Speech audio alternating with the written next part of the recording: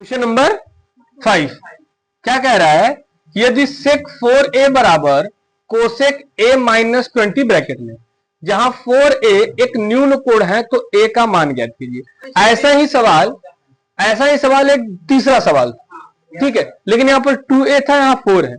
4a का मतलब ये न्यून कोण, मतलब कि 4a अगर a की जो वैल्यू आएगी उसमें अगर हम 4 का मल्टीप्लाई करें तो भी उसका मान 90 से कम आना चाहिए। ठीक है, चलिए तो क्वेश्चन जो कह रहा है उसको समझते हैं। क्वेश्चन नंबर 5 कह रहा है कि सेक, क्या लिखा, 4a, sec 4a equal to cosec a minus 20। अब डियर याद है, साइन कॉस में, कॉस साइन में, टैन कॉट में, कॉट टैन में, सेक कोसेक में और कोसेक सेक में बदलता है। ठीक है, तो अब यहां से हम जानते हैं कि अगर हमको कोसेक सेक लाना था तो कोसेक में क्या रिलेशन था? कोसेक में था कि कोसेक 90 माइनस थीटा करे तो क्या मिलता था बेटा? कोई दिक्कत है? इसी फार्मूले का प्रयोग करके अगर हम लिख दें कोसेक 90 माइनस 4a तो क्या मिल जाएगा? सेक 4a। हो गया बात, यानी कि सेक 4 के स्थान पर ये चीज हम लोग लिख सकते। अब इसको समझिए, क्या है? सेक 4a है तो सेक 4a के स्थान पर हमने लिख दिया क्या?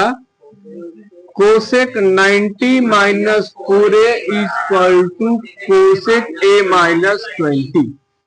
और जब इस कोसेक का मान इस कोसेक के मान के बराबर हो तो ये वैल्यू इस वाली वैल्यू के मान के बराबर। कोई दिक्कत? तो यहाँ हो जाएगा 90 minus 4a are equal to a minus 20। ठीक, a को इस साइड ले आइए, 20 को इस साइड, क्या हो जाएगा? 90 plus 20 are equal to a plus 4a। 90 20 कितना हो गया? 110। ये कितना होगा? 5।